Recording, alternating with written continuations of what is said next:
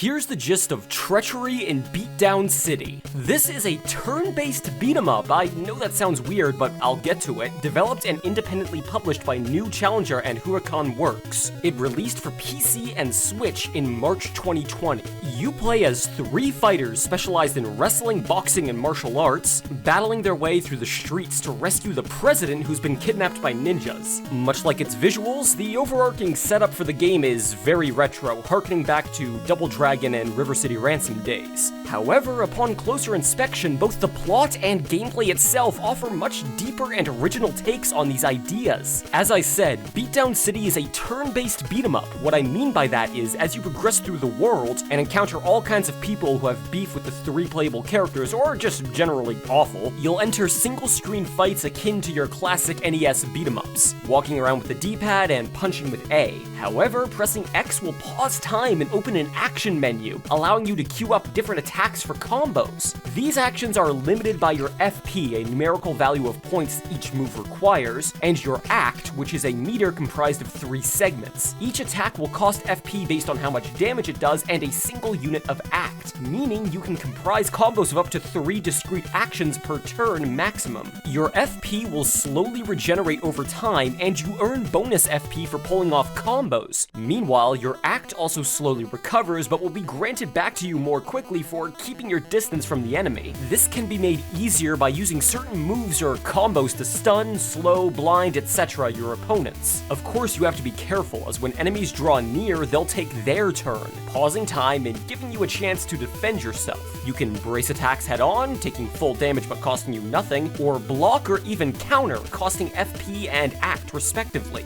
This may all sound a bit confusing, but tutorials introduce these mechanics one at a time, and once you get the hang of it, the system plays very smoothly. In fact, certain mechanics won't introduce themselves until later into the game, like revenge attacks. Kind of like Final Smashes in Smash Bros, they're attacks that charge up as you're dealt damage and have potent elemental effects upon release. These are particularly good if you're having trouble with certain types of enemies. There are a few base kinds. Brawlers are your bread and butter, sneaky types will kick dust into your eyes to blind you, grapplers will try to wrestle with you, and supports cheer on their friends from afar, giving them increased stats. If you do get taken down, game overs will allow you to restart from exactly where the fight started, or return to the map to change strategies. The difficulty curve is a little bumpy, but it comes down to your ability to keep up with the new moves you learn throughout the game more than anything, in my experience. You're effectively trying to close the gap to enemies, striking them with a few base attacks to build up FP, and then comboing them with strikes, grapples, and throws. Some good strategies are to try and hit them from behind, dealing bonus damage, or using more powerful grapples and throws when their HP is lower, as you're less likely to be countered at that point. The idea is to create your own combos, find which moves best complement one another, and more creative or potent combos will grant bonus effects, increasing your stats or decreasing the opposition's.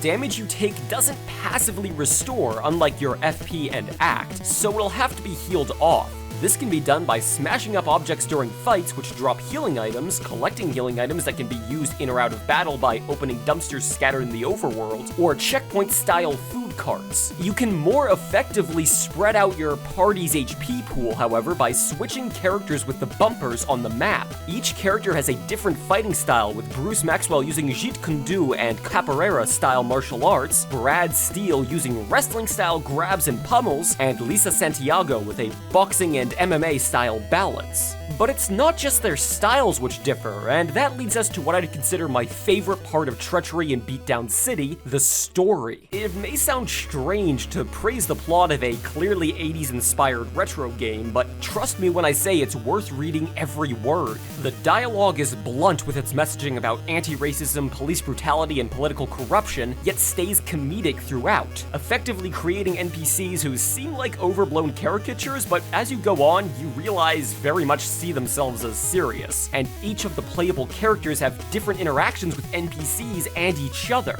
dealing with everything from catcalling to racial profiling, the game's narrative stays genuine to itself throughout. At no point does it stray away from facing real societal issues while still cracking jokes from the perspective of those afflicted by them. If discussion of systemic racism is something you'd rather stray away from, well, that's your problem. Beatdown City goes full force in its messaging while still allowing moments of levity to entertain. I'm particularly a fan of the grudge matches, which force you to play as certain characters settling scores with NPCs. The cutscenes are all worth paying attention to, although the game does have a bit of an abrupt cliffhanger ending. However, it's going to be continued into another episode for free in the future, and I'm very much looking forward to it. Overall, Treachery in Beatdown City is the most refreshingly unique take on retro aesthetic beat-em-ups I've had the pleasure of playing in quite some time, both for its gameplay and message. If you enjoyed series like River City or Streets of Rage, or perhaps even old-school RPGs like the original Final Fantasy, then the turn-based combo-creating nature of Beatdown City should prove an interesting, and if you're anything like me, satisfying addition to the format. Described in a few words, Beatdown City is creative and cathartic. It rewards you for doing more than just the bare bones of combos, with the ability to chain more moves and take down obnoxious people more effectively. Its retro aesthetic is realized flawlessly with a kick-ass chiptune soundtrack to boot. The game is priced at $20. Some may see that as a little high given the repetitive nature of gameplay and shorter campaign, around 6 hours for the first and currently only episode. I personally thought the experience was worth the cost, especially given that the future edition will be free. And like I said in my Umurangi Generation review, I'm always willing to cut more slack about costs to indie devs in the name of supporting their lives. I'm gonna level with you all for a second. It's no coincidence I decided to review Beatdown City,